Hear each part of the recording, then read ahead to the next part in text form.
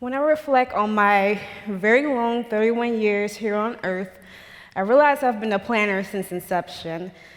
Growing up in New Orleans, my dad and I would often ride our bikes from Gentilly to the French Quarters.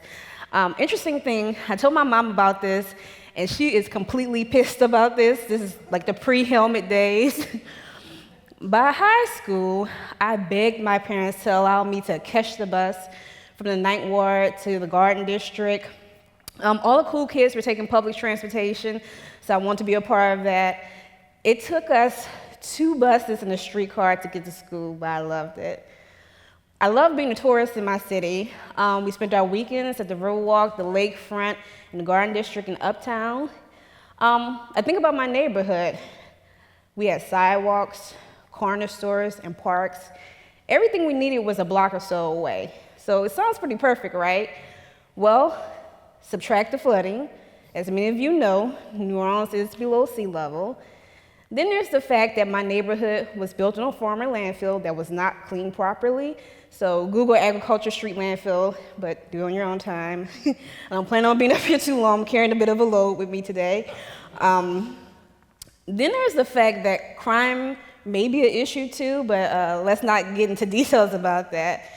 But all these experiences led me to enrolling and graduating from Jackson State University's Urban and Regional Planning program, where I received my master's in Urban and Regional Planning, concentrating in environmental planning and land use. So fun fact, I did graduate with highest GPA, and I'll let you applaud right now for me doing that.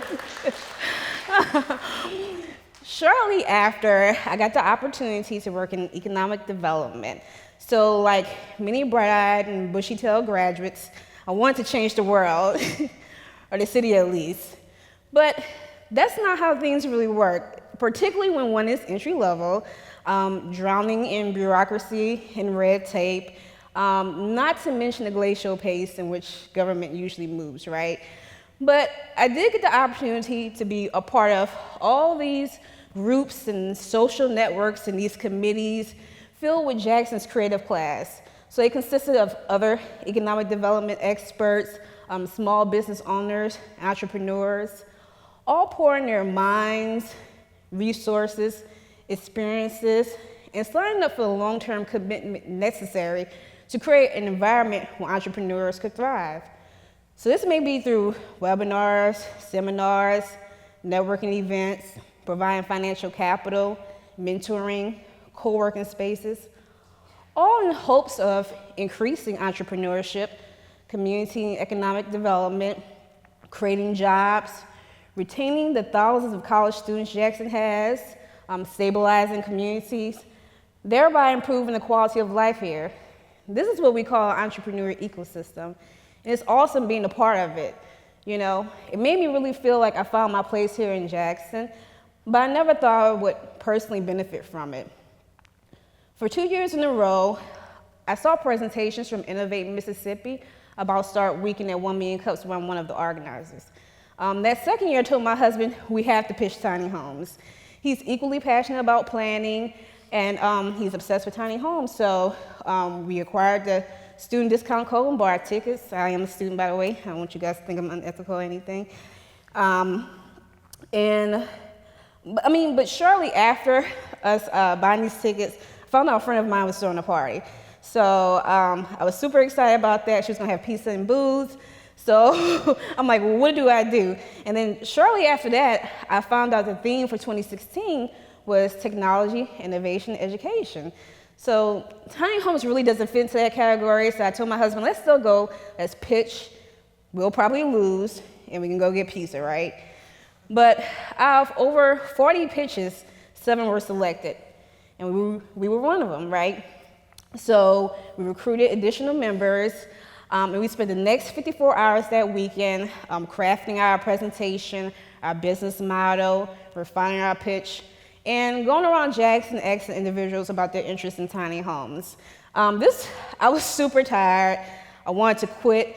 But I have to say I was motivated by the food Start Weekend had. They had really good food there, so that kept me around. But I mean, we worked really hard too. So that Sunday, we made our final pitch. We ended up winning first place, And we took those winnings and formed Tiny Jackson. So we've been in business for a year and a half now, right? So let's get back to these systems, because people think they're not a part of it, but everyone is a part of it. Everyone contributes and benefits from this system. And let me tell you how. You pay taxes, right? That goes to those government agencies that provide services and incentives, right? Then there's people who invest. Those are those people who work for nonprofit organizations who provide financial capital. They host these competitions, networking events. Then we have the educational institutions, those who are bringing up the next generation of entrepreneurs, providing research and development and entrepreneurship training. Then we have those organizations, agencies, and institutions, such as Millsaps, Teton Jackson, 1 Million Cups, Jackson State University, and the E-Center. Then there's those groups dedicated to minority, disadvantaged, small, and women-owned businesses. Then we have laborers, employees, and entrepreneurs, those within the agency that are promoting innovation and creativity. Then we have the customers, the supporters, those advocating for a better Jackson for current and future generations. So as you can see, we're all part of the system. Thank you.